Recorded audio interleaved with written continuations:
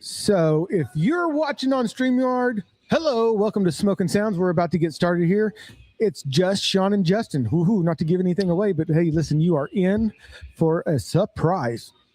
And so we're going to get started. Justin, you ready? I am ready, sir. All right. In 3, 2, hold on, let me make sure. See, that was a, what do you call that? That's just kayfabe. Kayfabe. Yeah, he just kayfabed. I just kayfabed you. 3, 2, 1. This episode of Smoking Sounds is brought to you by 4 John's Apparel. Hey, I'm wearing one of their cool shirts right now.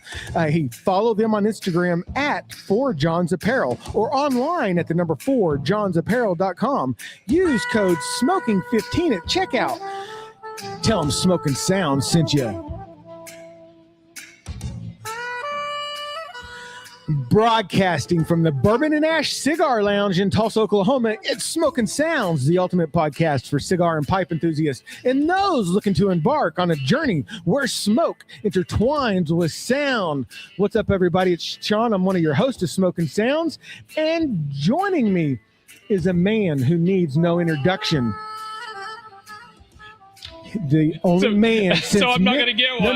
No, the only man since Mick Foley himself to be knocked out of the Rumble as the Pipe Yoda, only to re-enter as Pipe Dude Love. Oh, yeah. It's Justin.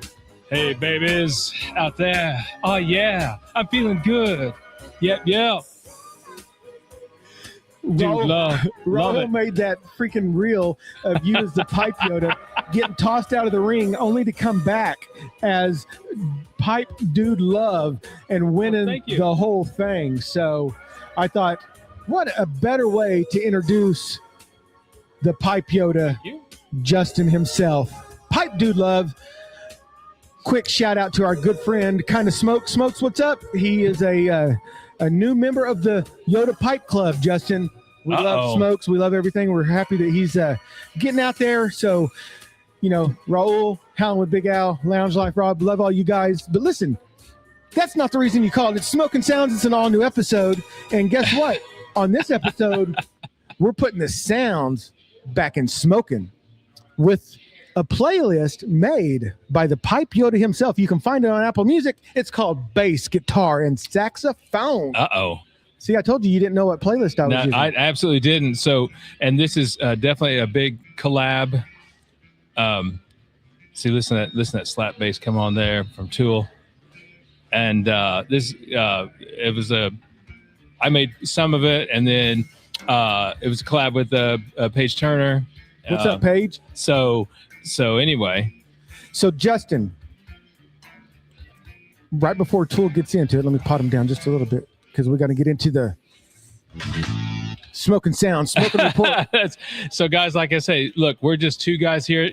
By the way, lounge. we are at the lounge at Bourbon and Ash. And so started my day drinking. I have an old-fashioned, a standard old-fashioned. Hold it up just a little bit because the camera can actually see it. There it is, really? Right there. Yep, there you go, man. Look. So, So, nothing like day drinking on a Wednesday afternoon with the rain coming down outside. It's cloudy and misty, but it's nice and warm in here. It is. So, again, this is one of our normal hangouts is Bourbon and Ash. So, anyway. So hey, listen, I wanted to do a smoking report brought to you by Classic Cigars here in Tulsa, Oklahoma. For all of your cigar needs, check out classiccigars.net. But hey, listen, I wanted to let you know, Justin, I had the opportunity to smoke. You remember we had Daniel Lance from Domain Cigars on. And so I got an opportunity to smoke the Cayman. Remember he was telling us about how they were rolling those at the Domain factory? Yeah. And it's the doubloon, I believe, that I'm saying. The doubloon. It was freaking fantastic. So if you can find those, I highly recommend picking those up. But Justin, guess what I did on Sunday? I can only imagine, but go ahead and tell us. Okay, I smoked 5 cigars on Sunday. I not in a row. Not in a row. I would deserve a double round of applause had I done that. But I started my day off because, I was just thinking, I'm really feeling Crowned Heads just announced the new Juarez Bulldozer. And I was like, man, I'm really feeling a Juarez cigar. So I smoked one of those. And then I had a Room 101 14th anniversary. Followed that up with a Dunbarton, Steve Saka, Mia. No, I'm sorry. It was the. I just posted it today. The Sin. It was a fantastic cigar. Jay Furman had turned me on to it, and then Kevin, the Sin Compromiso. I hope I'm saying that right, Steve Saka. But and then I had I think I had an aging room Concerta, and I finished the night up with a. What did I finish the night up? Oh, with the Sancha Panza extra Maduro or double Maduro. So that was my Sunday. I had 5 cigars. Now, so I have to know. Okay. Since it's a double Maduro, how did that Sancho Panza compare with the now infamous Punch Maduro? So it's a fantastic cigar. It's been so long since we've had the Punch Maduro. I would hate to say it was one or another, but listen, guys, don't sleep on these Sancho Panzas. That I know that there's been some rearranging at Forge and General, but if you get these cigars, man, they're I say budget cigars, $9 to $10 a cigar, Toro size, and they are just fantastic. It was a medium-bodied double Maduro. It wasn't one that's going to put you on your keister. So, but yeah, so that's kind of my smoking report. And have you been smoking anything? Oh, wait, yeah, absolutely. You might bring up Tool just a little bit. Okay. So, because I kind of wanted that music. So if you guys saw our video that we put out on YouTube and Rumble and everywhere where we talked with Tony from Stallone Cigars. Yes. And so he brought me some pipe tobacco. Yes, he did. And had a great. So I've been kind of hitting that, and let me tell you what. It's going to be a limited release, and don't worry, guys. When it comes out, when it's going to be kind of a limited run for him. He's just going to, and I think he has what he said that he has like 5. He's going to have 5 different pipe tobaccos that he's going to release. Do. Yes. And so this first one, I don't know the name of it. I think here's like the first. He offering. said that it was based off of his grandfather's original blend, I believe is what he said. And so it was like half like Virginia and half like actually I think like some leaf that he uses typically, and you could definitely tell a cigar maker made this pipe tobacco because he did say it was cigar and pipe tobacco. Yes. And so sometimes like Gurkha will put out a pipe tobacco or CAO, and they go a whole nother direction than their cigars. Yes. Like obviously, like if you get the CAO, let's say Moon Trance pipe tobacco, there's no equivalent to that in the CAO cigar line, unless like the flavored, and even those are different. So this stuff is right. Definitely, you can tell that a fine cigar maker like Stallone Cigars made this. And guys, and let me tell you what, it was fantastic, and definitely you could taste the other leaf and the influence of the Virginia. And so don't worry, guys. When that comes out, it's going to be all over Facebook. I'm going to make sure Sean gets that all over Instagram. Everywhere. Where you can pick that up or order it online or what have you. I just can't wait. And I've still been enjoying that. And so while we were at the event also, I picked up the smallest version, the Toro, whatever it was, of his broadleaf. Yes, the broadleaf. That's correct. Now let me tell you this, ladies and gentlemen, the broadleaf, Stallone's broadleaf is for seasoned cigars smokers only. It was a really intense taste, a really a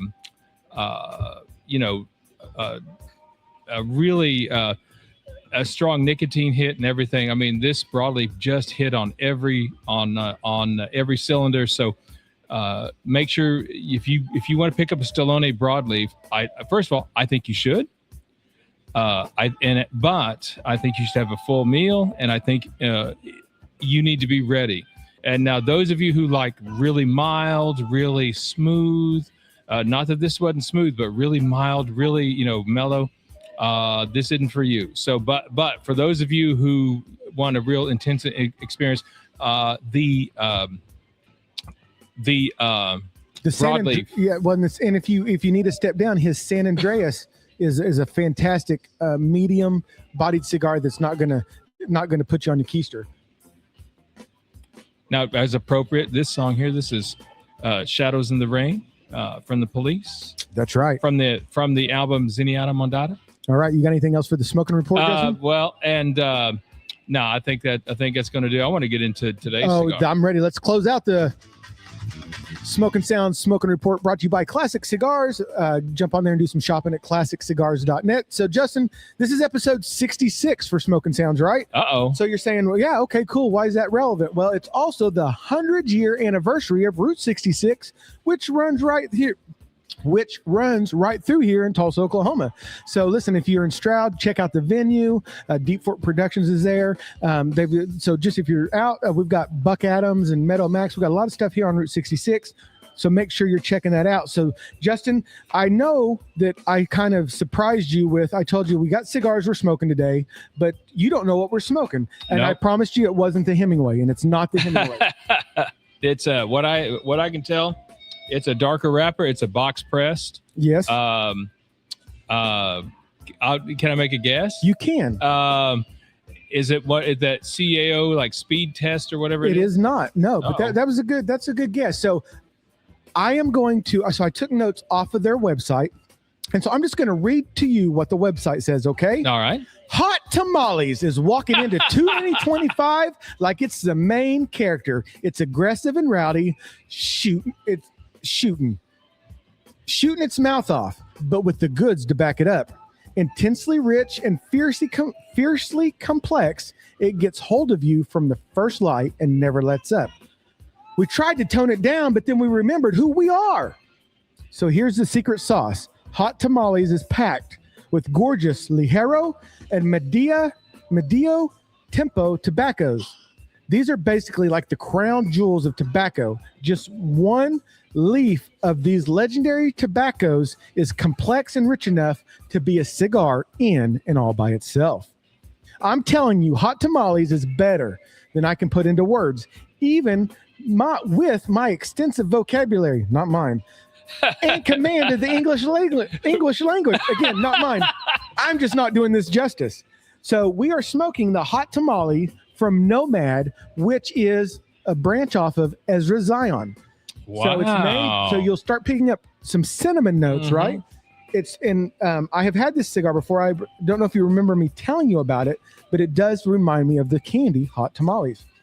Basically, this blend is so damn special, we had to roll it under an alias to keep it protected in the factory. True story. Wow. One text from a member of our esteemed super secret tasting panel basically sums it all up. Flavor so good, it feels illegal. It is good. And there is definitely a cinnamon. And by the way, it was rather fortuitous because, you know, we stopped by the bar here and I ordered a drink. And so Sean is like, well, you know, whatever might go with cinnamon. And let me tell you what, this old fashioned does. See, it just pairs right with it. And so Hot Tamales was originally scheduled to be a full Ezra Zion release, but unfortunately they only had enough tobacco to make a micro batch of 380 cigars. Wow. Hot Tamales is a 6x54 box press Toro. Wrapper is a luxurious 12-year aged Colorado leaf. Binder and filler tobaccos will remain a closely guarded secret. Full body, medium strength. First third, we should, you know, again, I was watching John Huber and Tim, you know, and they were kind of discussing whether first, you know, if you like a cigar, you like a cigar. But the first third of this should be sweet cinnamon, brown sugar, clove, vanilla bean, black pepper, espresso with cream, maple wood. Second, some dark caramel, aged leather, white frosting. And in the third, we should get some chocolate chips, some graham crackers. So we'll see. But Hot Tamales is so rich, it could start its own cartel. I promise you that you're going to love this cigar as much as we do. It's unbelievable. And it says Hot Tamales will be sold out. And if you look at their website, it is completely sold out. Got these at Omerta Cigars in Tulsa, Oklahoma. And it's funny because there's a gentleman on Instagram. His name is at Sammy_Stix, STIX. Great guy. He sent some cigars and stuff our way, Justin. But he orders his Ezra Zion Nomad cigars from Puro Cigar House, which is the Omerta location here in Tulsa, Oklahoma that Jared owns. So he gets all his online cigars from Tulsa, Oklahoma. Oh, excellent. Out there in California. So yeah, he was like, dude, he's like, we get our cigars at the same place. I was like, yeah, I just don't have to pay shipping. So I am definitely getting that cinnamon. Oh yeah. Who we got here now? This is OTEP with Behind Enemy Lines. This is a classic from the early 2000s. Okay. And now what this playlist sort of features is kind of two ends of the spectrum. This is so I love the bass guitar in all these tracks that I picked out. Now you might be hearing this and go, you can't even hear the bass, but I guarantee if you took the bass out, it would be top heavy, you know. And so a lot of this type of music, the bass is a lot more important than you think. It's just kind of, you know, there. I thought Jeff from Classic Cigars slid in and got into our playlist here. Him and Jason Brown, they love the heavy metal. They're metalheads. Don't forget, guys, if you remember, Tony is too. Yes. So Slayer was coming to Rocklahoma. They made that announcement, and what did he say? He saw him like 3 times. He's seen him like 3 times, 3 or 4 times. Yeah. And so you remember, Tony is a big metalhead. He seen Metallica a bunch of times. Just about anybody in that genre, in that era that you mentioned, he's seen him probably more than once. I would still so love to be at the Sphere to see Metallica. And, you know, I was looking at the Rocklahoma lineup, some good bands, but Sunday definitely looks like the day to be there. The new band President's going to be there. I love them. Zach and Black Label Society, which Tony knows Zach and has seen them a million times. And Slayer. So, and also Ugly Kid Joe and Suicidal Tendencies. So that's going to be a great day of music if you can get tickets for that day, which something tells me that day may be the first one to sell out. Oh, yeah. Wow, Suicidal Tendencies. Guess who their bass player is? I don't know. Rob from Metallica. It's his son, you know, because Rob was one of the original bass players for Suicidal Tendencies. And now his son is playing bass for Suicidal Tendencies. Wow. Rob Trujillo, or I always mess up his last name. So Trujillo or whatever. Trujillo, yeah. Which he's a fantastic bass player, so I don't want to screw his name up. But yeah. So what else has been going on, brother? You know, we talked about Tony and Stallone and pipe tobacco. We're smoking hot tamales. It's Smoking Sounds, Sean and Justin, hanging at Bourbon and Ash Cigar Lounge, wearing our cool shirts from 4 John's Apparel. What else you been up to, Justin? I know something you've been up to. Well, I tell you what, we always not Winona's Big Brown Beaver. You've been up to No, this is My Name is Mud. Oh, I hear Primus and I always think of Winona's Big Brown Beaver. Now, and you guys remember I told you a long time ago, I said, I was talking with Sean and I said, one bass player just changed my mind about bass. He changed my mind about what the bass could be, about how it does. And he was like, it's Geddy Lee, Rush. And I said, well, that's a good guess, but nope. It's this guy, Les Claypool. Oh, man, Les is so freaking amazing. I saw Primus and Korn at the Cain's Ballroom before the Cain's Ballroom had air conditioning, and that was such a fantastic concert. But Korn was great, but Primus stole it. I mean, Les Claypool, the things he does with a 6-string bass is just absolutely unbelievable. Yeah, and so anyway, guys, you also know we're big wrestling fans. Big congratulations to Penta he's the new Intercontinental Champion. No fear. I don't remember what he says, but it means no fear in English. Cero Miero or something like that. See, I'm glad I let you take that one, boss. I wasn't letting the Hot Tamale and their cartel come after me. I don't need no Pablo Petrobar or whatever coming after me. Or that guy who they just deposed at Maduro. That's the only reason, that guy from Venezuela. That's the only reason I even remember who it is, because his last name is Maduro. Listen, and speaking of 4 John's Apparel, if you want a shirt, they've got a good Maduro and a bad Maduro shirt. Check it out. little plug for John and them over there. Oh man, and just as we're just talking about everything, so Grinds, their whiskey and cola is still in stock. That's now granted.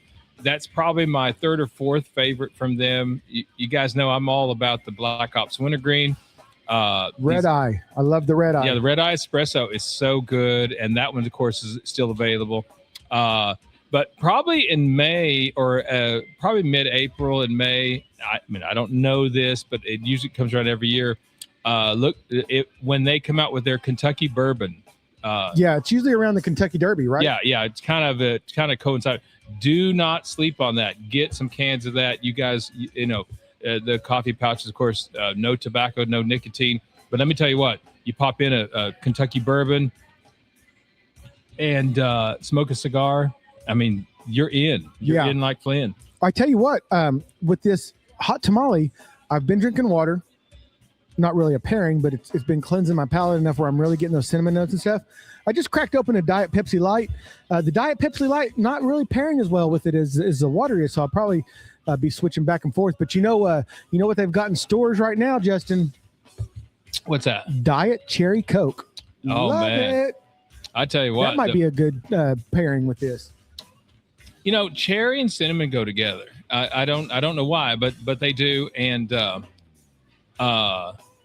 now the one thing I've seen they've been advertising on Facebook a bunch is Pepsi has this prebiotic cola. Okay. I don't know much about it, but it's just like, what? I mean, you're going to drink a Pepsi and get good gut health all at once? Well, I guess that's the idea.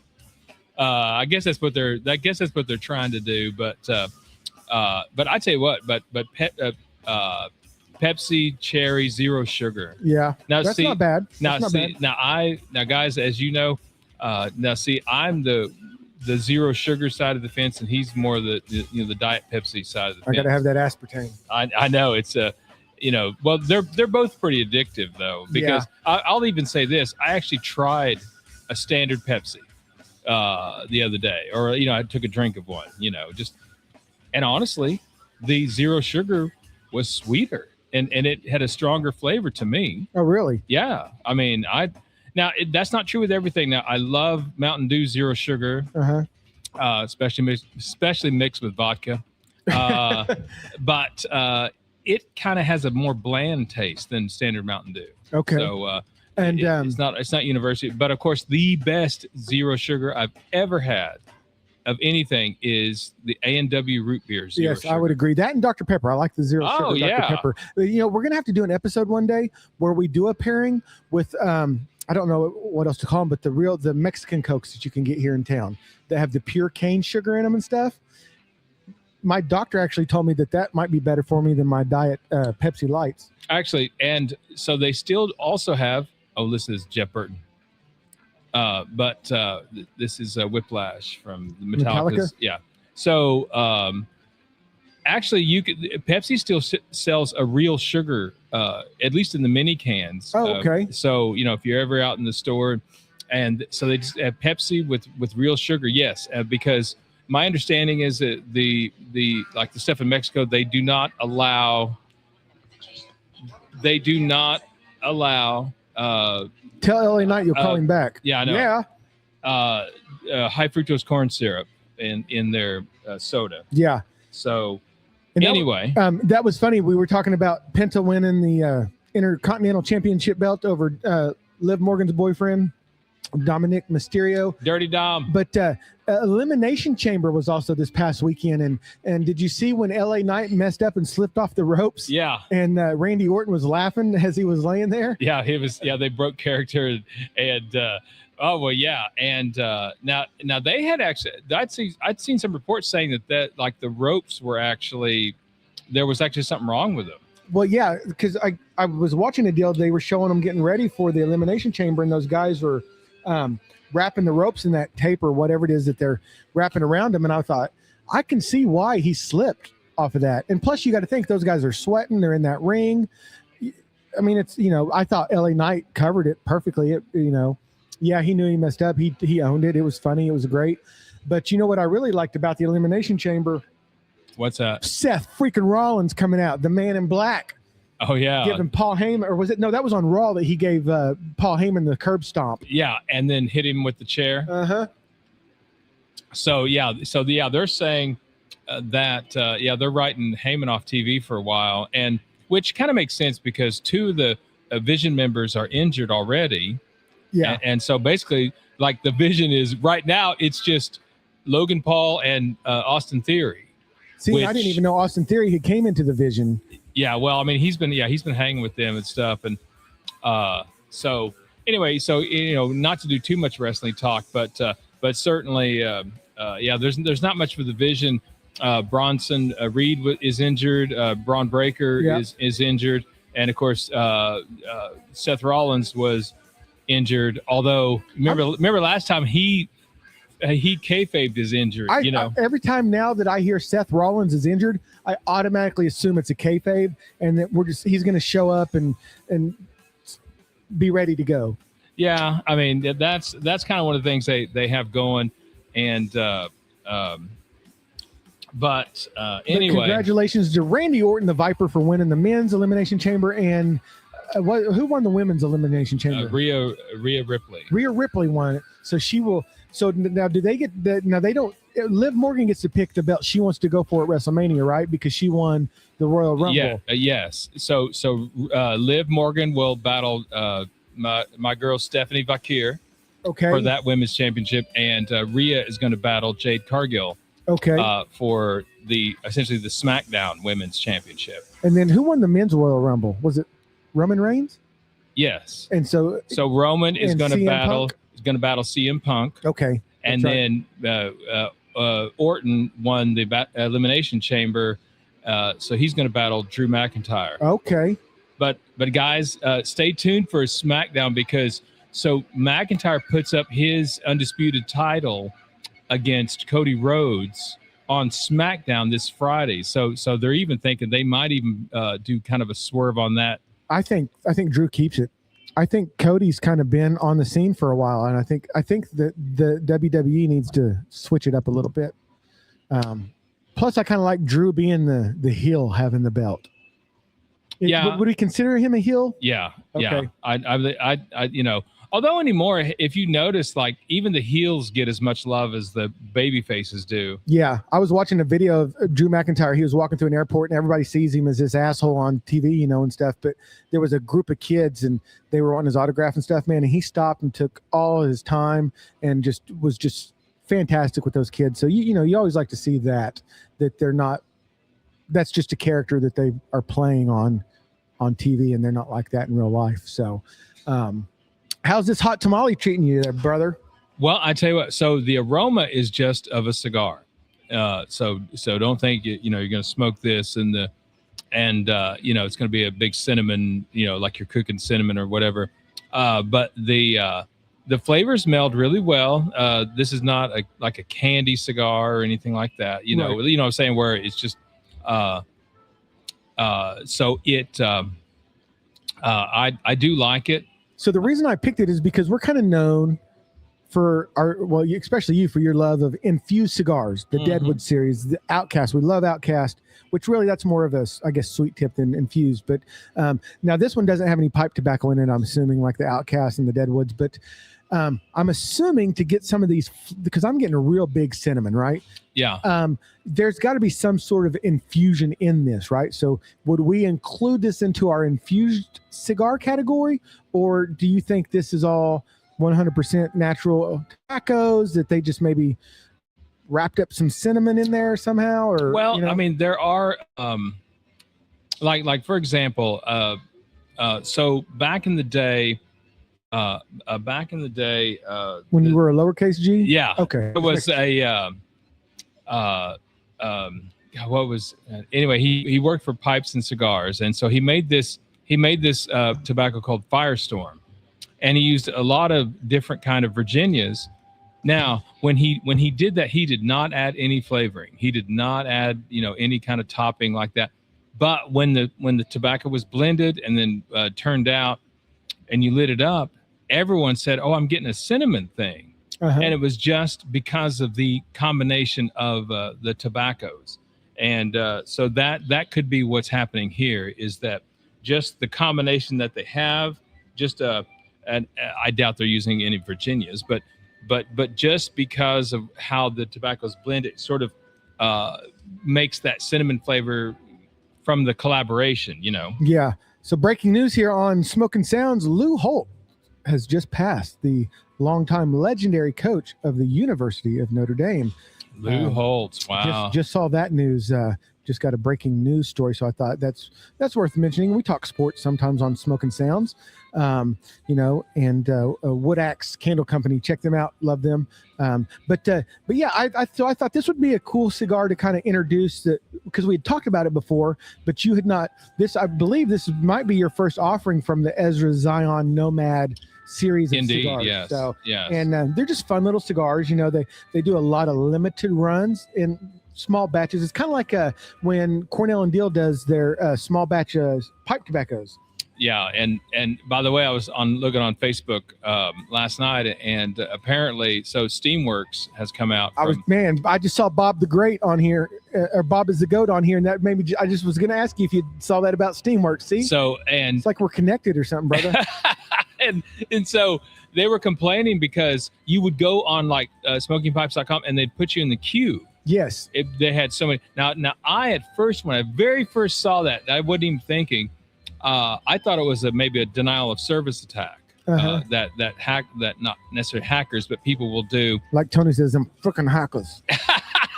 Yeah, and he would, and so those of you who don't know, a denial of service means that they have they set up a bot that will try to access a website like 300 times a second. Oh wow! So every one of those attempt logins has to be dealt with by the server. Okay. So when you do 300 per second, and then you maybe have 5 or 6 bots doing that, well, guess what? It can't handle all of the attempted logons onto the site. Right. And so that's what I mean by it's a denial of service attack, where they're just saying, look, we have too many logins. But that didn't happen. It was just because people are dedicated to the Cornell and Deal small batch, and Steamworks just came out, and so that's just what kind of happens with them sometimes. Hey, and if you're on Instagram, our good friend Cigars with Angel, him and Cigar Test Ride, they are starting a community spotlight on Tuesdays, and what they're doing is they're spotlighting these smaller boutique branded cigars and stuff. So it's a cigar spotlight. Make sure you're checking them out. We love Cigars with Angel. He's been nothing but the best of supporters to us. Like I told you on our way over here, I got a text message from Pipe Mike. So if you're in Tulsa, you know how much we love Crowned Head cigars. They now have the Caratoba from Oslinger Family. They have the Thunder Kiss. They have the Broadway in Toro and Robusto. And they've got the 5-pack Juarez series. So make sure you're stopping by there and picking up some. Tell Pipe Mike Smoking Sound sent you. He'll give you a discount. Maybe. He'll give you the Pipe Mike discount. And so definitely. I really like that band that was just playing. Reed Anderson. Yeah, that's Reed Anderson is the bassist, or he's a bass. Well, he's a jazz, so he's a bass player. He's not a bassist. Okay. For the Bad Plus, and they're still putting out albums, but this was one of his solo efforts, and the song is called "Silence Is the Question." Yeah. And Bad Plus originally did it, and then he redid it, for his album, and. If you ever want to kind of mellow out and just sort of be not rock, not sing along, whatever, Bad Plus or Reed Anderson's solo work is absolutely phenomenal. I've been a big fan of his for a long time. And you mentioned Rush earlier. They've announced their tour. They've expanded it, and they've got that new drummer. Her name escapes me, but I was listening to an interview over in London with Geddy Lee and it's not Spencer Copeland. Who's the guitar player? Alex. Yeah, and they had a lot of good things to say about this lady and how she just fit with them, right? They're not trying to replace Neil. Oh, God knows that. But they said that during the show is going to be 2 1-hour sets with an intermission in between, and there will be a lot of tributes paid to Neil during those sets. So that was cool to hear. Oh yeah, and Yeah, and definitely now I've heard some of the live stuff, from YouTube and stuff like that, and yeah, she's not trying to be Neil Peart with her drumming and what she's doing. She is like, she plays the songs as they're supposed to be played, but right. But she definitely brings her own style, and honestly, I was just thinking it's quite a gutsy move on Rush's part. One, to even tour without Neil Peart, right? But then to bring on like this lady, who does this, to me that was such a departure, and I think something like that could have really built resentment or built some kind of, with the fans and stuff. And Rush doing what they normally do, they push the envelope and they say, we do what we do, and and she definitely is adding her own style to that. Yeah, because if you would have asked me when they announced, I 100%, I think we even had this conversation a while back. I always thought that it would be, was it Mike Portnoy from Dream Theater? I always thought he would kind of be the one that would kind of step in, and that was definitely the rumor for a long time. That Portnoy, spot, yeah, because Dream Theater was kind of doing their own thing and all that, and but I was definitely surprised by that. And he's a hell of a drummer. Don't get me wrong. I mean, he would have filled those shoes quite nicely. Not that anyone's ever going to replace Neil Peart. But is it Peart or Peart? Peart. Peart is yes, but Mike, again, he's kind of his own guy. Yeah, he's kind of his own. He has his own way of thinking about rhythm and how to do music and stuff. Again, listen to the Dream Theater stuff with him in it, and you'll just see a great drummer with lots of great ideas. And so yeah, I mean, that would that have been like a dream team? Oh yeah, yeah. But this lady too. Again, I felt bad. I missed her name, or I don't have her name. But did you see Tulsa made the news a lot here this past week? We were in Rolling Stone magazine, Loudwire, all these music publications, because 9 Inch Nails played here on Friday night. We were down at the Stallone event on Thursday night. Eric Church and Steven Wilson Jr. played the BOK, and then Friday night, Trent Reznor and 9 Inch Nails played. But I guess Trent made a statement during the show of 9 Inch Nails that basically he didn't know how much longer the band was going to be together and being out performing. And so that made all the news around the interwebs and the Potiverse and all that. And so, it was kind of cool that he made that announcement in Tulsa. And everyone that went said it was just hands down an incredible show, whether you're a 9 Inch Nails fan or not. They just said it was absolutely incredible. Well, Trent knows what he's doing on stage. Damn, I just busted my face right on this window behind me. If you're watching on StreamYard, don't laugh at my ass. Well, Trent, he really has a feel for the stage and the audience and how to communicate. Some performers are great performers, but it's almost like the audience doesn't exist to them.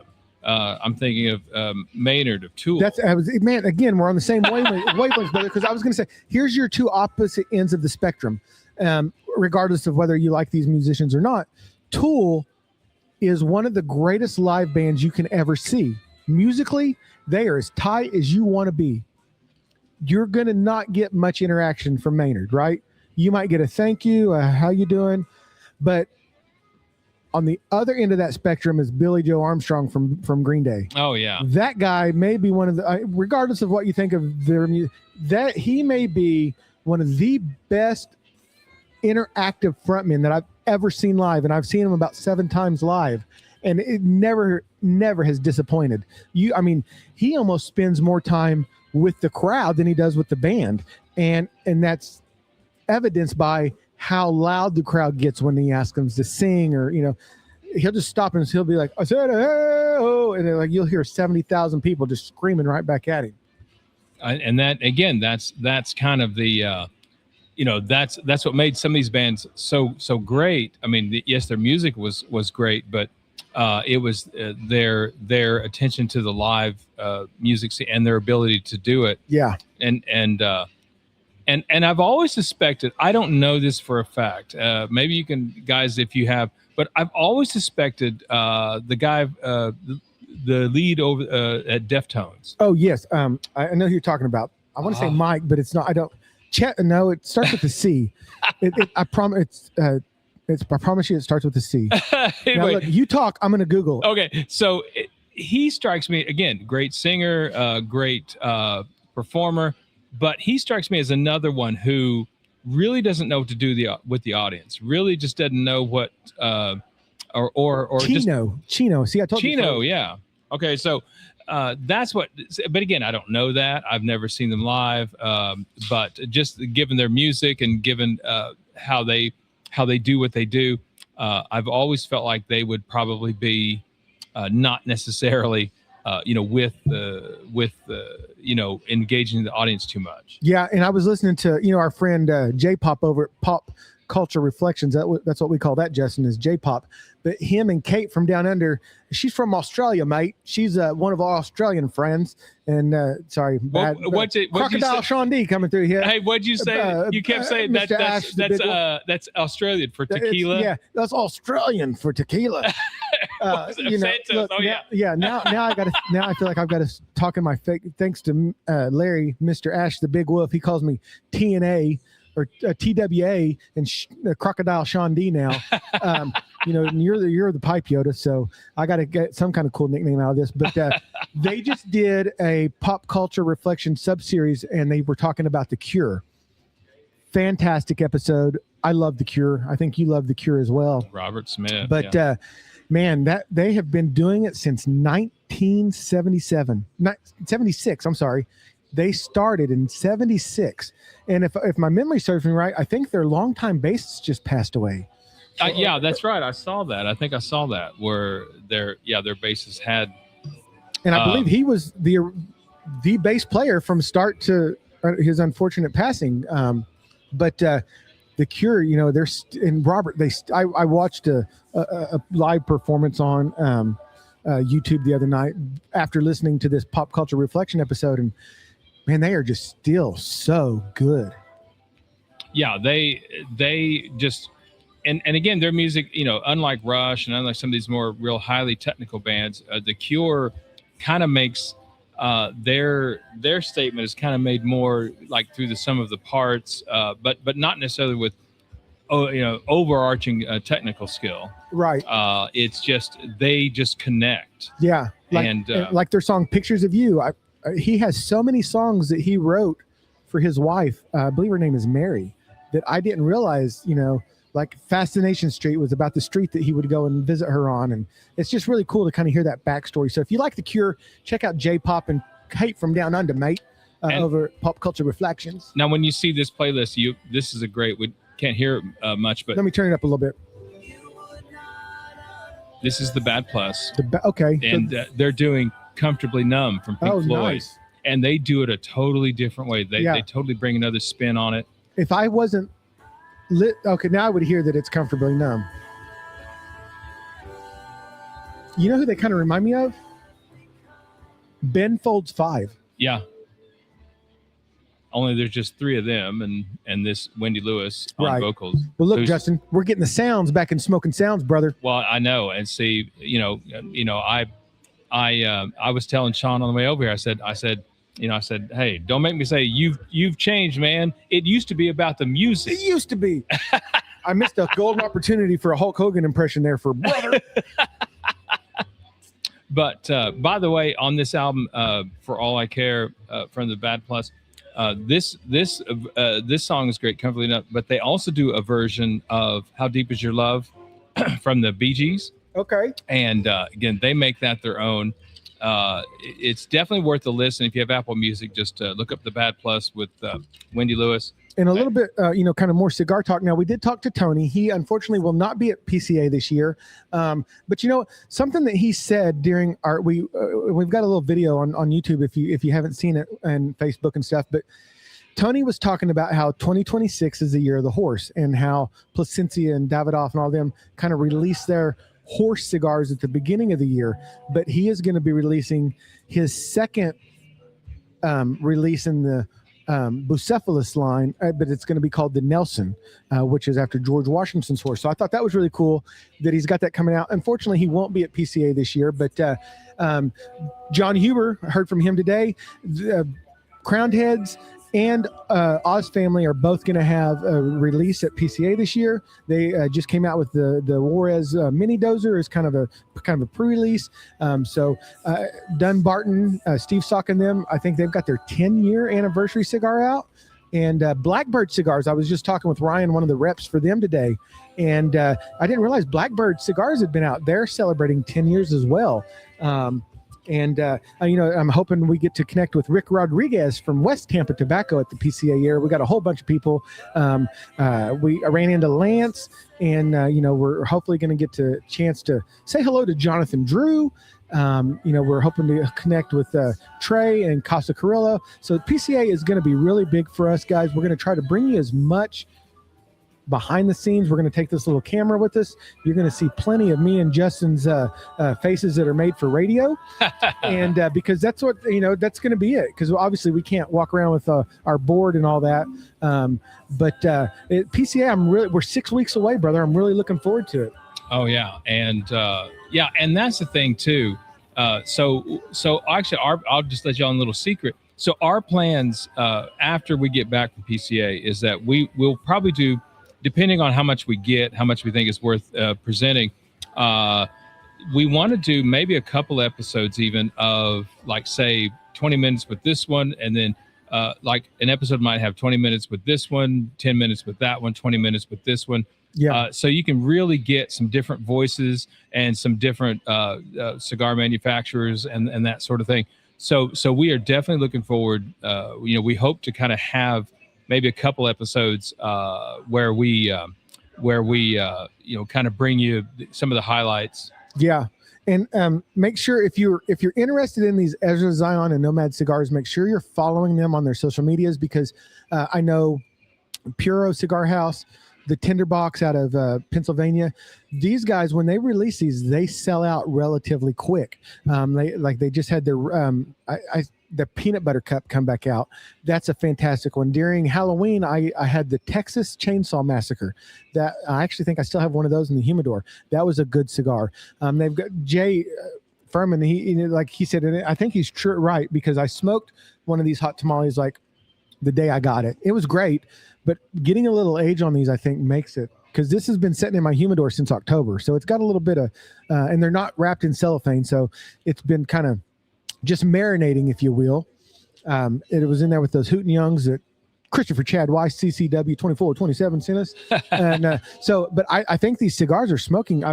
Great construction. Not had any, I had to relight once just because I was running my mouth. But what are you thinking over there, brother Justin? Well, I'm kind of getting down to the last third, and they are right about the kind of the more graham cracker kind of taste. And again, it's not like a one for one flavor. It's sort of a to me, the flavor has like a graham cracker feel to it. Okay. You know what I'm saying? Not necessarily like you're biting into one. But yeah, so is this one that, if they were available, would you smoke this one again? Oh yeah. I definitely, because I tell you, the cinnamonness also makes me think about if I had, and we're going to go back to, as we always do, if I had like a real good dark roast, or even like Italian roast coffee, really dark, I think the cinnamon would just pair with that, just kind of fit in with that. And to me, the taste is not what it said, like medium to full. Yeah. I would say this is a solid medium. Yeah, solid medium. And I thought when you said, where you were going with this, I thought you were going to say we needed a bottle of Aftershock or some Fireball. No. And see, now I wouldn't pair this with Fireball, because that'd be too much cinnamon? Well, I think the Fireball cinnamon would overwhelm the cinnamon in this cigar. Okay. You know what I'm saying? Because the cinnamon in this, guys, again, this is not a flavored and infused or anything like that. It is. I think it's just because of the tobaccos they used. Like I was explaining earlier, I think that's kind of what has happened with this cigar. So if you had like Fireball or munching on some actual hot tamales, I think that cinnamon would very much overpower. And then it would, kind of lose some of its, uniqueness, and so I definitely think maybe something to offset it, even like something that's in your coffee, like chocolatey or something, and that would set off the cinnamon. So let me play armchair Jason, the Dram Amateur here. How is that old fashioned with Wellers or whatever it was you got in it? How's that pairing with this? Oh my gosh. It was just, as I mentioned earlier, it was just a perfect pairing. The way this, just your basic old fashioned. And, if you're at the lounge and they have these cigars, grab an old fashioned. You just won't be, the two just really just fit together really well. I'm getting down low enough where I wish I would have brought my Wooden Waters cigar pick with me, because I'm really enjoying the cigar. Unfortunately, I always forget that. I need to remember that. 1150 or 1150. Yeah, that's what it's called. And so if you don't have one, make sure you're checking them out. A great veteran-owned company. Josh and them boys over there at Wooden Waters, they've been proud supporters of the Smoke and Sounds podcast. As all of you guys have, we appreciate each and every one of you. I always hate to go without saying that, because who could it be now, except for Sean and Justin and Smoke and Sounds? Yeah, turn that music up. On 101.1 KCGR. It's the drive time. It's the 5 at 5. It's 78 degrees. I completely forgot who sings this. Men at Work. Men at Work. That's it. They're from down under too, mate. Men at Work. That's Australian for That's cigars. Australian for cigars, mate. They got me some Forminivide, or what's that? Vegemite. Vegemite. Yeah. See. I've never had it, but the people I've heard talk about it, they say you either love it or hate it. Yeah. You either absolutely love it or absolutely hate it. And Mason's been on with us a couple of times. I had a couple of people reach out because he's talked about Hayes Grays, the Clown cigars, the Wolfpack Cigar Club. They have those. If you're having a hard time finding them, definitely check them out, because I do know that that's one of the avenues and obviously check out their Instagrams with Hayes Grays and Cigar Clowns and all that. HDA, talk to Josh. We always love to talk about Zach and Andre, because they are the heavyweight champion of the world belt with Sean here, the HDA Veld Mutiny. Wow. Now Hermanos de Armas. Yes, thank you for getting my back on that one. But Josh is there. I went in there to get a couple, man, and the boxes on. He said, dude, I've got a group of guys that come in here, and that's all they smoke now is HDA cigars. So hopefully we'll get Zach and Andre to Tulsa and have a little event with them. Oh yeah, that would be awesome. They were such good guests. A few episodes back, you guys go back and listen to that if you're kind of new to us here. And we just and again, the thing that really kind of highlights what yes, we like to talk to Drew Estate. We love Lance, and in my opinion, even Crown Heads is kind of bigger than what, but we sort of specialize in boutique cigars and kind of smaller manufacturers. Crown Heads, they were kind of smaller, I guess, at one time, but they have really blown up. And yeah, I think the Broadway really elevated them as a brand, because it's, and here's the thing. I told John, I talk to John almost every day, and I absolutely love that guy. I love Miguel, even though John says he likes to take long showers. I don't know what that's all about, and Jake and Danny, and I got a chance to meet Brian. But this is what I was telling John the other day, and I mean this by the bottom of my heart, not just because I'm fanboying and John was on our podcast and he's just a tremendous guy. I have never had a Crown Head cigar, and I've had plenty of them, Justin. Never had a construction issue. Never had a relight issue. Never had a wrapper issue. The construction of those cigars, now, like the La Imperiosa is rolled by my fathers. Like John says, if you were one of those that missed out on the 2014 Las Calaveras, pick up the La Imperiosa, because that's basically the same blend. But if I'm ever just like, I just want a good cigar that is just going to treat me right, I always reach for a Crown Heads. I just can't explain it. If you're a Crowned Heads guy, you know exactly what I'm talking about. Dunbarton's in the same category. Outcast. I mean, there's a lot of them, but Crowned Heads is just like, it's always there, man, and it's just such a great cigar. And we love talking about all these little boutique cigars because I mean, God, how many companies could we talk to, Justin, if we wanted to? Oh, I know, and that's the thing is that we could. I mean, I don't know if we actually could, but we could maybe pull all of our strings and maybe talk to Oliva or maybe talk to somebody from Gurkha. Yeah, or somewhere like that, or Davidoff, or right. Or I mean, Camacho, or something like that. I'm not saying we could just snap our fingers and they'd talk to us. I'm just saying we could probably pull in every favor that anybody owes us and get over there. But just like our emphasis, like here, we support, when we can, we support local musical talent. RR has 10 been Killer, yeah, and 10 Killer and all that. Commander Pilots, all those guys. Oh yeah, so we approach Odie and I we approach cigars the same way. So to me, I like these smaller companies, even now. Correct me if I'm wrong. Is Domain, are they technically a small company? So I would say so. I mean, now I know that Daniel, like I said, they're rolling for Cayman Cigars, and I think he said there's another kind of partnership working out that he wasn't ready to release the details on because of the lawyers were involved and all that. But I would say that Domain is a relatively newer, smaller boutique company, which is making just some freaking absolutely fantastic cigars. If you've not tried the Entropy, you definitely need to. Oh yeah, David, Mr. Knucklehead Nation Cigars, I'm going to get those Domain cigars out to you. He's sending us more Nashville pipe tobacco. Sorry, Justin, I have ruined that surprise for you. Sorry, Mama. But listen, but that's this community, right? If you have a hard time getting something, there's always somebody in this community that's like, I've got you, bro. And they do. And I love that. It's like Raul sent us the Black and Lanceros. We still need to smoke those. Oh, but yeah. I would like to do that on an episode with him. And he also sent us the guy from Karate Kid, Martin, that has a cigar. He sent us those. So, we've got more cigars than we can smoke, even if I'm smoking 5 of them a day. Oh, man, I know. I know, man. And that's the thing. It's just a continuing journey, Yes. And pipe tobacco is kind of the same way. Oh yeah, and, although not quite as big for whatever reason. But yeah, I would again, you guys. I've been on here. I've talked about the Wizards fireworks and that sort of stuff that you just you can't get anywhere, but we try to hook you up.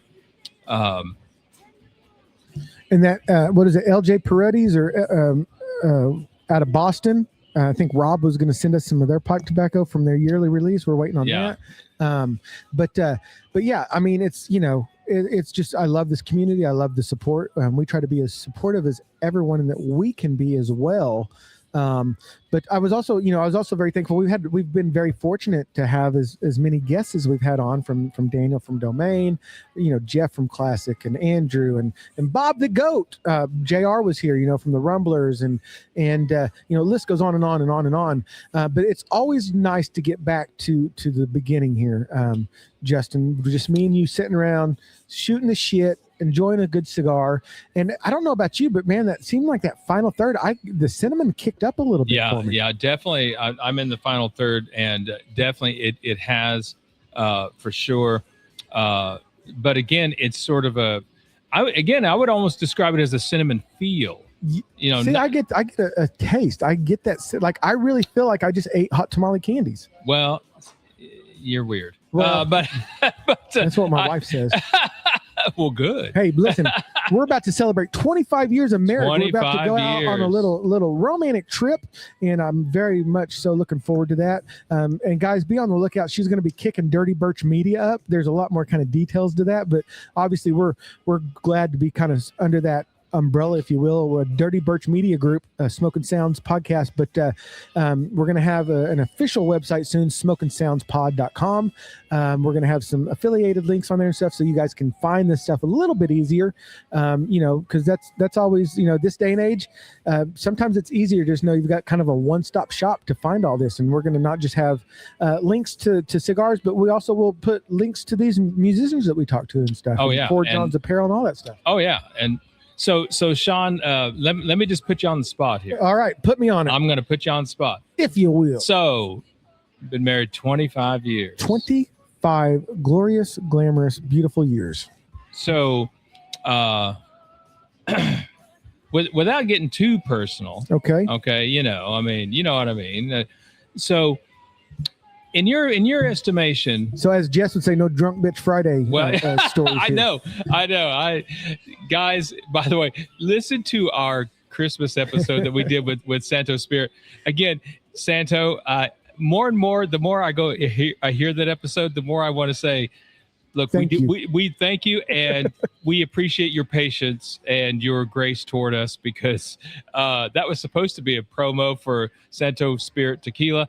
I thought it turned out well. I kind of did too, but I was so busy laughing during most of it that I'm like, oh yeah, there's a tequila. But okay. You know what? That's the complete takeaway. You drink Santo Tequila. That's You're right. Gonna feel happy. It's Santo. That's Australia. It's going to make you happy, brother.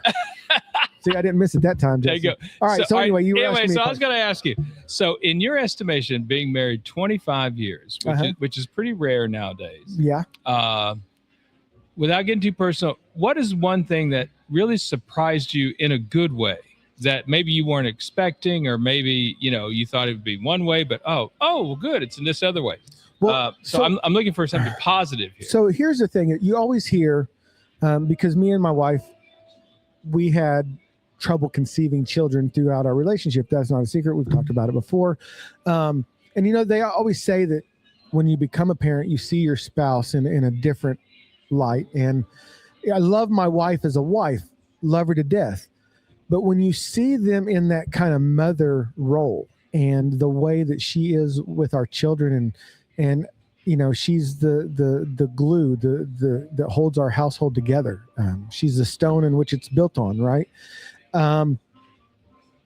And 25 years of marriage is not easy. I'm not going to sit here and tell you every day's been puppy dogs and rainbows.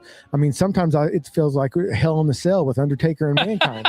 I mean, Justin, you've been married a long time too. You know what I'm talking about. And I don't mean that in a negative light. We just celebrated our 25th anniversary in September of last right? year. I was there. I ate some of that bomb ass cake you had.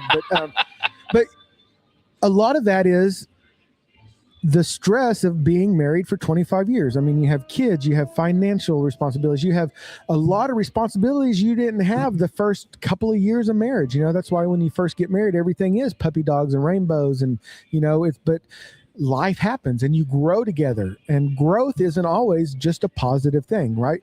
So one of the things that I really love about my wife is that even through the hard times, there's always been that mutual love and respect for each other. And, obviously, in any relationship, there's days you want to just throw in the towel and you want to walk out the door. But there's that love for each other that stops you from doing that and saying, you know what? Yes, this is hard, but I'm going through it with you. And so that makes it a little bit easier.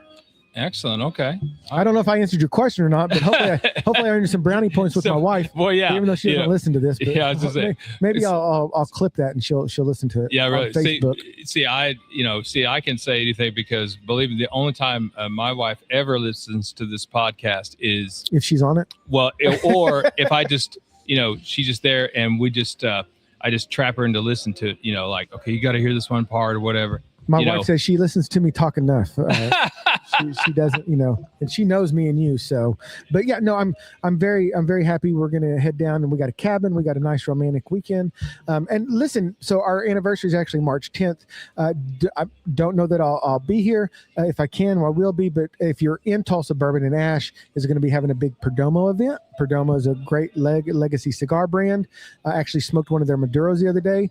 Listen, it was a great, I'm going to call it a Churchill length Vitola cigar. Very easy, medium-bodied Maduro. That's what I'm. You know what, Justin? Breaking news here. Where's the breaking news button? We'll just use this one.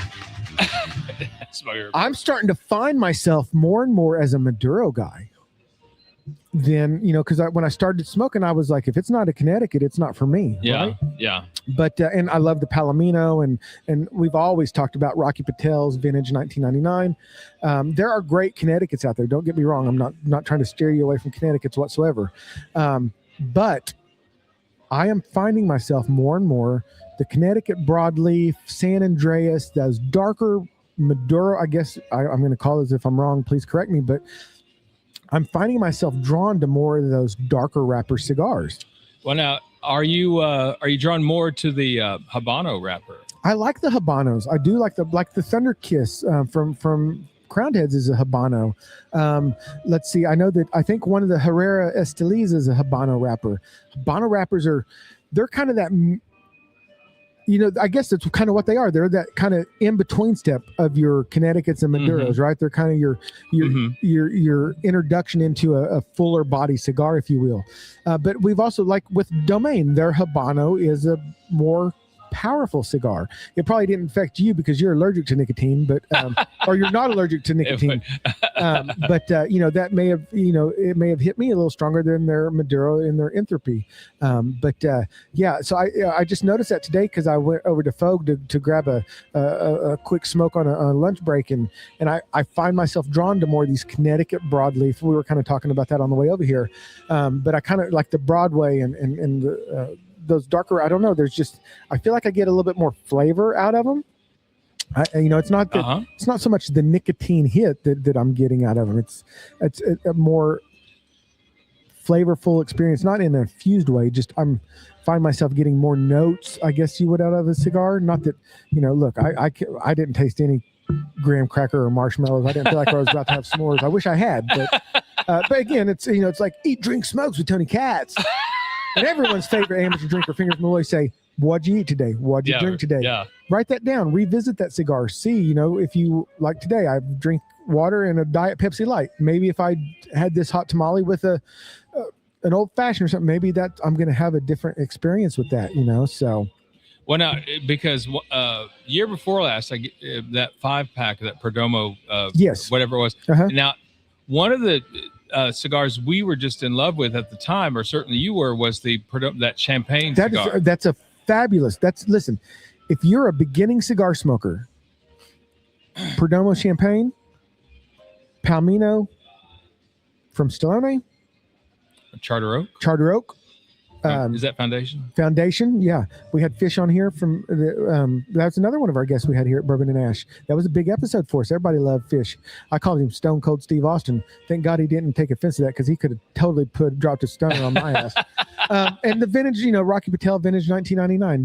That's the one that I really enjoyed, because it got a lot of that creamy butterness kind of out of that cigar. But yeah, that Perdomo Champagne, that, if I'm guessing, and if we're here next Tuesday, we'll ask Steve, but I would assume that that's probably one of their top selling cigars. Yeah, I can't imagine that it wouldn't be, because that I've just seen that all over. And, to me, in fact, when I think about Perdomo cigars, that's the only cigar I think of is the champagne. Yeah. And with this jazz music, I told you I smoked 5 the other day. I think I actually, I don't think it was Sunday, maybe it was Saturday, but Michael Herklocks in Ferio Tego. Michael is a jazz drummer. He's been posting some videos and stuff at cigar lounges where he's actually playing drums and stuff. And I smoked, so in Cigar Aficionado's top 25, take that list for what you will, but their number 10 was the Timeless Supreme from Ferio Tego, and I smoked that this weekend, and I got that at Horsepower Cigar Lounge up in Connecticut, and when we were on our trip up north. And again, the Metropolitan series, the Elegante series, I believe it is, and the Timeless series, great cigars. Obviously, some of those are the old Nat Sherman blends and stuff that they redid under Ferio Tego. But another great, and this music, I don't know who this is playing right now, but this would pair perfectly with a Ferio Tego cigar. Let me see who this is. This is Portico Quartet. Yes. And something about a snake. Winding snake. By the way, this track is also on the pipe smoking playlist that we have. Yeah. We were going to originally do the Caymans, doubloons. The Fogue sold out of them. So I wasn't able to get any of those, and we were going to use the Hot House Habano playlist with that. So if you're on Apple Music, find Justin. He's got some beautiful Breaking Bad. He's got Smoking Poolside, Hot House Habano, the Connecticut Christmas. I'm not doing them justice here, Justin. Right. Yeah. So yeah, there's for the non-holiday, there's of course there's Smoking Poolside, there's Smoke and Smoke, which is like rock and blues, like for barbecuing outside, and just cranking that speaker up. Pipe smoking is a little more introverted, a little more cerebral, there's now, and I'm very happy with our. If you ever do want our Christmas playlist, so we have Mary Maduro, that's it, and Connecticut Rapper Christmas, which is. And that one actually has like the original versions. A lot of them are original versions, and then like the remix. It's like something old, something new. You know what I'm saying? Like it's kind of the classic and then the remake or whatever. And then we have Santa's Pipe, yes, which is really kind of more mellow, like trio type jazz. It's got like Charlie Brown's Christmas song. Yeah, yeah. It's all stuff in the style of Vince Guaraldi. So definitely. Again, if you want some different Christmas music, not just the same 10 songs over and over like everyone else does, definitely look at those maybe for next year. Now, one thing, we are going to keep our tradition going I declared it a tradition like last week. So it is. You're like the Mandalorian. I have spoken. Well, anyway, but when we do our St. Patrick's Day episode, yes, we are going to bring in Thistle from Soma FM. Now, Soma FM, you can get the app or you can listen online. They are commercial free. They have a bunch of commercial free radio stations, primarily dealing with electronic music, but they have some other genres like. Kind of really alt country like Bootlicker. That's LIQUOR, Bootlicker, and then they have Thistle. And so a lot of times we come on with a cigar or whatever we're going to do, and we just put that on, and whatever they play, we just have, and we have no idea what they're going to play. In fact, they don't even know we're using their station for our music on that episode, but. We figured it's a free advertisement for them. Yes, I've loved Soma FM. By the way, but you do sponsor them. You pay. You donate to Soma and stuff. Yeah. So yeah, we're proud supporters of them as well. And so if you go to Soma FM, my favorite station is one of the weirdest ones they have. Zombies and Aliens? No, I wish. But it's actually called Illinois Street Lounge. Okay. And yes, I've listened to that one. And tell me about that. It's just kind of chirpy, really campy, kind of like lounge music. The other one I like is kind of the opposite end of the spectrum. It's called The Dark Zone. It plays like really dark, ambient kind of stuff. I use that for meditation, or if I'm, say outside on the porch at night, I have the Dark Zone going and my pipe or a cigar or whatever, and it's just awesome. But anyway, that's so be looking for our soon our St. Patty's Day episode.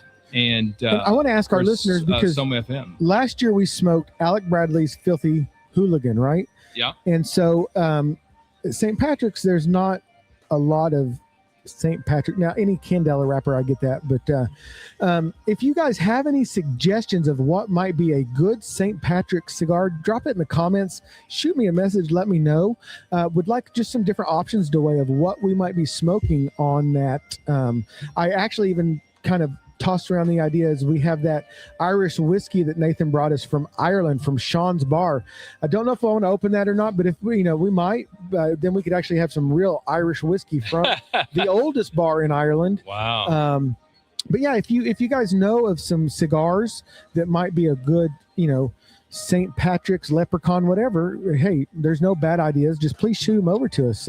We'd love to have that feedback. And please keep in mind that if you don't, so the tobacco pouch carries both Nutty Irishman and Irish Blessing, yes, pipe tobacco. As does Folk has the Nutty Irishman as well. Just to throw that out. So I might force Sean back into smoking a pipe. You know what? That might be a good idea because I've not ever had the Nutty Irishman, and I hear that's a Cornell and Dale blend, right? Yes. I hear it's a fantastic blend. So it could be a good excuse to break out the Viking pipe. I don't have a good Viking accent. I'm not Nordic enough for that. Only if they're from Australia, mate. We'll get the pipe. Yeah. You know. I mean, oh my gosh, man. We need an Australian holiday. Yeah, man. So if you guys be in the outback, hey, hunting kangaroos and crocodiles. That's not a cigar. This is a cigar. Oh man. Oh my God. That's when the episode went off the rails. Yeah, I tell you, see, the closest I ever get is, like you'll hear Rhea Bloody Ripley. She'll like, I know, Hey, that's our mate. She's from Australia. Listen, I have a friend, Matt, who is truly Australian, and every year I get to tell him, "Happy birthday, mate." So I actually get to use and when I talk to Kate, Justin and Kate from down under, I said, "Great episode, mates." I said, "See what I did there?" And I said, "Oi!" I don't know what that means in Australian, but I think it means something good. If I knew, I'd use it more. Oh my gosh, man! I tell you what. But yeah. So again, so we have our PCA highlights that we hope to do for maybe a couple episodes. And remember, I told you we have our St. Patrick's Day episode. Pipe tobaccos are going to be at PCA too, so I'm looking forward to that. Maybe we can meet Jeremy from Cornell and Deal. Oh, now that would be fabulous. So Jay, Bo, if you're listening, I know that you are. Hey, put in a good word with us for Jeremy and see if we can't get a quick few minutes with him at the PCA. I'm talking to you, brother. With everybody saying, yeah, Cornell and Deal. It doesn't have the same ring to it as LA Night, but hey, snap into a Slim Jim. That's right, man. I tell you what, man, that's and the thing I love too, watching wrestling, you hear the ads on Netflix. A lot of the Slim Jim will have like the Macho Man going, yes. Oh yeah, yeah, like and you know what? I love that they still pay homage to him because even though LA Knight is the new spokesman for Snapping Slim Jim, I love that they still have the Macho Man's voice in there and stuff. Yeah, I mean, it definitely and it wasn't until recently. I mean, we're talking like January. They kept running the All American Beer commercials with Hulk Hogan. Yeah. And, I just thought that was just so nice, Yeah. When I think that the WWE bought into All American Beer, so I think it's still on the ring mats and stuff sometimes. The logo is. Well, I tell you, as long as anything but that Prime water. Oh, that's always going to be there because Logan, as long as Logan Paul's there, Prime is going to be there. Man, I got to tell you, I tried one of those Primes, just because of Logan Paul and stuff. And I'm sorry. It was terrible. Yeah, you're not a 10-year-old girl watching YouTube. It was just terrible. I was like, it's like this. It's kind of the worst of all worlds. Like it's not sweet enough, and it's not fruity enough, and it's not sparkly enough, and it's not anything enough. Just give me some haterade. Hey, but you know what? Before we get out of here, I wanted to share another kind of highlight of the Stallone event was our boy DJ Ed. I love DJ Ed, and I want to tell you, I went home and I told Jess, you made me laugh so hard, Justin, and I don't even know if you meant to, but we were talking with Ed, and he was introducing us to somebody, and he tried to use the line on Justin. He said, "Man, you see Justin over there? I see him out in the street, and all he does is give me the finger, the middle." And Justin pops up and goes, "I know you ain't talking to me because I can't see anybody." I just busted my head on this window again. I laughed so hard at that, dude. That was like, you were so quick with that. And I told him, I said, no. He said, no, that was Sean. I said, yeah, that was me because you're the DJ. I'm telling you, give me some crisscross. You can get the finger, the middle. See, and he did, too. We were right over there to the boards and started scratching it up. Yeah. We love DJ Ed. Oh, man. So, yeah, if you Even though it only comes up to our waist, we love that little guy. But yeah, so if you're ever in Tulsa, go to Classic. DJ Ed be spinning the tunes or whatever. He's a great guy. We give him crap. He's a great DJ, great guy. Definitely check out DJ Ed. Oh yeah, and so again, just part of this big community that we're part of, and just kind of as we always say, like no one's really in competition with anybody. Everyone's just doing their thing. Justin. It's not a competition. It's a community. That's right. And speaking of community, we also ran into John, a friend of mine that I went to high school with, and he actually has an organization called And Whiskey. I'm not sure if they're on Instagram and all that. I'll get the details, put it in the show notes. But we're talking about doing some pairings, I say, with him to do some stuff for some local charitable causes and stuff like that. Cigars and whiskey. Really looking forward to that, doing some stuff with TU law professors and all that. So obviously we'll give you the guys details on that when we can, but that's going to be a great relationship, partnership. Known John for a lot of years, a great guy, and the stuff he's doing with And Whiskey, a lot of stuff with Soldier's Wish here in Broken Arrow. He's doing some stuff for some other local organizations, and me and Justin just could not be happier than to be asked to be part of any and all this, because we're still amazed anybody even listens to us. So thank you guys so much for that. And I will say this: if we do, because it's going to be if there's a lot of TU law professors and such, that means I might actually wear a clean shirt. Yeah, hey, and we might get some free legal advice other than just the general. Oh no, he's car insurance. Yeah, we'll wear clean shirts, and I'll comb my hair. Wait, I don't have any. But, your hair's getting a little long over there, buddy. Yeah, I need to go to the barbershop and. You're trying to bring back Father Time. Well, I know. You just need the beard. Oh man! See, you guys remember? I was remembering that. If I do, I gotta like somebody I know. If I do, I gotta get some Just for Men. Hey, you know what I'm saying? I need to be their new spokesperson. But before we get out here, I also want to say, because it was funny, because when Raul had made those things, the Pipe Yoda and Pipe Dude Ludden and all this, he made one of the Pipe Yoda, and he was actually the Pipe Yoda was standing out next to his grill, and I said, dude, that's because it looked just like your grill you got, Justin. Oh, wow. And Raul goes, Justin grills? I said, yeah, he actually went to a course on how, what it was, grilling for the blind, or how. Yeah, blind grilling. Yeah. And he was just absolutely floored. He was like, wow, like it's the things that you don't really think about. It's really cool that you were able to do that. So I got a little advice for anyone, want to pursue something like that. Listen, chimney starter, not charcoal lighter fluid. Yes. Okay. Yes. So yes. I'm kind of old school. I know Sean rocks the pellet grill or whatever. But you cannot beat a good charcoal. I'm a charcoal guy. Just pour the briquettes and go. But chimney starter is the way to go for that. That's blind or not blind, brother. Hey, because I'm like the monkeys, and they saw my face. I'm a believer in the chimney. Because I just it's just that there's just too many things that can go wrong with a big old bottle of lighter fluid. Oh, I thought you was going to say whiskey. Well, I know how you are with a lighter and microphones. I would hate to see a lighter in around the grill. Because and also now to me, just as we're just talking about everything, so I never could bring myself to do like a propane grill, because that pressurized propane's coming out of there, and you're setting it on fire. I just can't do that without thinking it's going to blow up. I've never liked the taste of propane grilled food. You might as well just cook on your stove in the kitchen, is kind of the way I've always looked at it.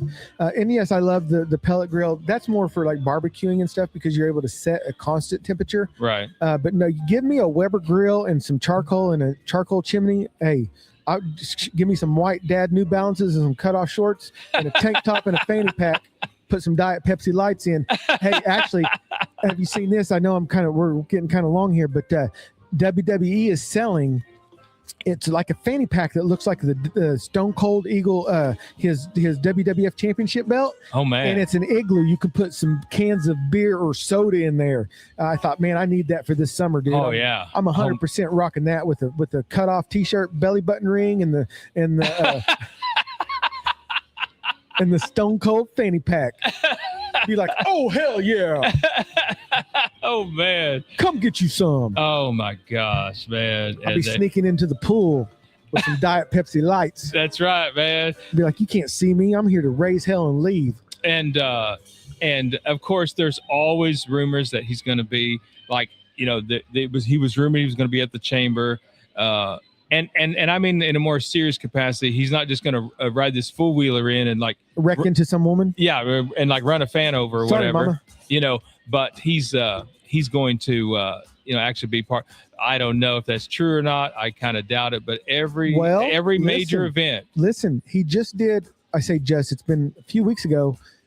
And I apologize, the gentleman's name escapes me, but he did a long form podcast with this guy where they sat down and he was talking about his cats and all that. But he said since he's finally had those knee surgeries and stuff, he actually feels physically better than he has in years. And his line was, I'm not quoting him directly here, was, do I think I could go and do it? Yes. Am I going to? And he didn't answer. So, we never know. And also, what is... So baseball's opening day is what, the 28th? Yeah, we've got spring training going on now. Been watching some of the spring training games. Cubs looking good. Red Sox looking good. That's my new favorite second team. We're Cubs and Red Sox now since my Boston trip. And, oh yeah, I was up in Boston. And here comes the new accent. Oh no! Ooh, what if I mix it? Boston and an Australian accent. It's Australian. It's Bostralian. It's ding ding ding ding ding. Australian, mate. And of course my Royals look about the same. Hey, they were good last year. Yeah, I mean, they didn't do too bad. No, it's and I think now are the Chiefs they're moving out of Arrowhead, and the Bears are leaving Chicago. Now I didn't hear that about the Chiefs, so I don't know, but I do know that they're looking for a new stadium, and they may be leaving Arrowhead. Wow. So now I'd heard about Chicago. Yeah. Moving over to Indiana because that's where Tony Katz and his boys are. So, that's going to be, and they're going to, and the NFL is doing a whole lot more. They want to do a whole lot more international games and stuff. And now personally, me, I love that because then you literally do have football like all day. Yeah. It starts like 8 a.m. and then take a little break, and then all the afternoon games and stuff. Just wait till they're down under, mate. You'll have football for 2 days. They'll have to play rugby. Oh man, don't they play rugby in Australia? I think so. And actually, and what most people who don't really know the game, and I don't really know the game, but I did learn this, that rugby's actually a co-ed game. Yeah. So like guys and girls are on the same, Hey, look, I've been watching some of those the female rugby players, man. Look, they are tough. Oh yeah. Yeah, it's 100% co-ed, and it's pretty cool to watch. I don't understand it like you, but it's cool. What he means, like me, I don't understand it either, but it kind of looks like football, only there's a lot more, there's scrum and all that. So me and Jess we were watching a women's rugby match, and man, it was America versus somebody, I can't remember, but it was entertaining to watch, to see them. I mean, they really do. They hit the shit out of each other. They ain't afraid. Oh yeah, and so I mean, you talk about, if you're worried about egalitarian and stuff like that, if that's something, rugby is something you should look into, because and it has always been co-ed. Yeah, like ever since I do believe ever since they've had like professional leagues or whatever, that it has always been co-ed. So that's definitely something else to kind of think about. Yet something else to fascinate us and to obsess over, and to get the swag and that's right. If I listen, we do have the Tulsa Rugby Club here, so if you need to send us a couple of jerseys, and I wonder if the rugby balls in Australia are made from kangaroo leather, mate. Kangaroo leather. Not many cows, I don't think, roaming around in Australia. A little warm for them down under. Oh man, you're good. Ooh, they might be made out of crocodile. Oh, see, you're gonna get us canceled in Australia. Sorry. Hey, we get a lot of listeners from Australia, so I think it's because I do such a great Australian accent, right? But anyway, talk about going off the rails. Hey, we went off the rails. So anyway, listen, let's pot this down a little bit so we can be professional like a referee with a whistle. What else you want to bring up before we get out of here, Mr. Justin? Well, I think that's about all I have for right now. Again, look, we have a lot of big stuff in the future, but St. Patty's Day is coming up, and we have, we hope to have some great episodes featuring PCA highlights because Sean got all this cool new equipment and stuff. So hey, we're gonna act like we know what we're doing with it. We're gonna act like we know how to use it. But yeah, hey, well, listen, and make sure you're following all of our friends like the Leaf Cutters and the Lounge Life and Bob the Goat. He bought another Peterson from Mike the other night, so he has 2 Peterson Dracula pipes now. Bob, I'm looking at you, brother. Man, the man. Oh yeah. Oh goat. My gosh, man, that is fantastic. And yeah, again, thank you to Bad Hombre Ian for sending over that cool Bears cigar holder, and Jeff at Death Western Woods, he sent us those cool wooden cigar holders that have our picture on them. So well, Justin, if you don't got anything else, I guess that's a wrap on this episode of Smoking Sounds. And make sure you follow us at Smoking Sounds Pod on Instagram and Facebook. Make sure to subscribe to the podcast so you never miss a beat or a draw. Hey, and if you would be so kind, leave us a 5-star review. It just helps others find the show. So until next time, keep those cigars lit, those pipes packed, and the sounds smoking.